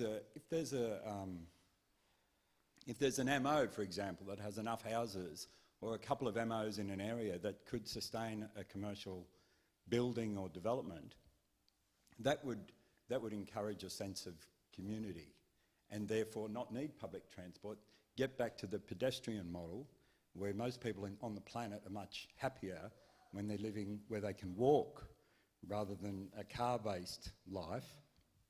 So does council have any policy that actually actively encourages that type of development, or small commercial shopping places or centres within small cluster developments?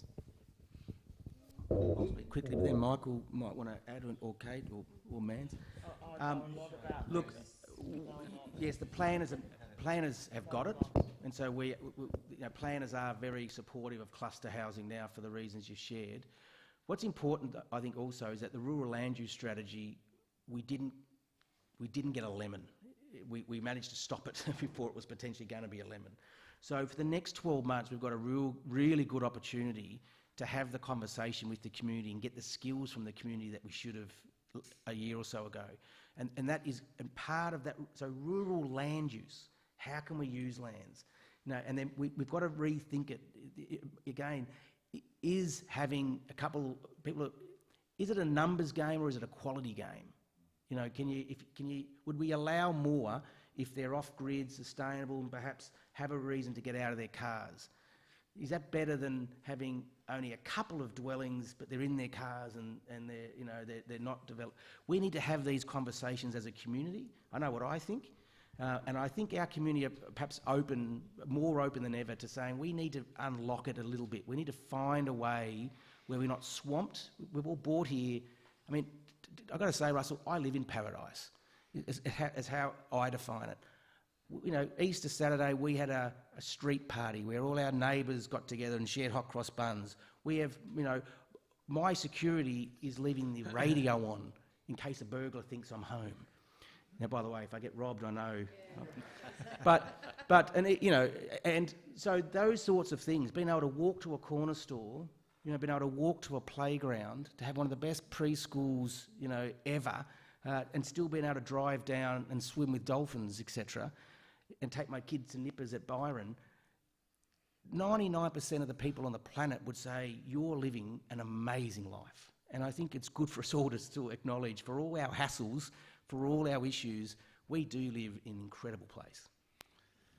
There are so many good things. This town, across the road, there's a Japanese restaurant and an artisan coffee shop in a rural, little regional town in Australia. Who'd have thought? There's so many good things going on. What the council have done with the Byron Master Plan is terrific, and it's going to be great. And Mullumbimby is just starting this now, so people who have a in for Mullumbimby, please get involved in that. And yes, once you deactivate and deprioritise a car in our communities, really great things happen. My wife and I were in holiday in Ravello in Amalfi Coast, which is a really upmarket tourist destination as well. But because it's all these little funky cobble laneways, nobody has cars. So people get a taxi in and they come to their villa and they stay there for the week and they walk everywhere. And you're walking past these hunched old Italian ladies, buongiorno, and they've got their groceries. You go to walk to the corner shop to get your groceries, and it's real life Italian style, and that's what people want. And that's what people will do when they come to Byron or come to Mullum, when the car is deprioritised and we can live as a village again. And great for Simon as our mayor to actually having this vision that's quite, extensive, because at least we're having visions, and at least we're having dreams that can happen. So we should be supporting that, and I'll bang the drum once more. Get out and support these things. It's great, but you've clearly never carried groceries. Poor families. For a long way. Going, oh, this is so good. Going up my cobble street with my groceries. Didn't you throw your kid out of the stroller, Mandy? Didn't you throw your kid out of the stroller to put your groceries in? Yeah, constantly. I didn't actually have a car when I moved to Byron Bay till I had my second child, because I couldn't afford it. I walked everywhere, and I didn't need to go to the gym. Very slender. Look at me now. Got a car. Fat. But, it is part of it, isn't it? I just thought you'd give me an idea with that Ravello thing, because I reckon if you put more potholes in the roads, they actually become utterly impassable, then people will be forced to walk. But the groceries thing is important. I remember one of the things that, speaking about the West Byron development, that they said on their brochure was, we will encourage use of bicycles by putting bike paths in so that people can ride into town. I said, well, that's great if you don't have kids to feed. I mean, you just unless you get one of those giant trolley things, and suddenly it becomes a less appealing kind of thing to go out hunting, hunter-gathering. So back to Peter's question about transport, and the Byron line is only part of that parcel because there's also the connectivity between the villages as well. Going over to a lot of our, apparently there is more students at Southern Cross at Lismore that are from Byron than there are from Lismore. So I had to get over to Lismore one day on a bus, but there's only one that goes in the morning and one goes in the afternoon. So, it's a tricky one because it's about services, and you should know this better than anyone, Peter. You're a council. Why are you asking us? Stop harassing us. Yeah. Yeah. I just think that the Byron line can only be part of it, but it's about getting out of cars and having other options. So anything that we can do to encourage it. Folks, that's a wrap. Would you please thank our wonderful panellists, Simon, Mandy, Michael and Kate. And thank you, Russell. Yes, and thank you to Russell, who put a lot of work into getting ready for tonight. Thank you.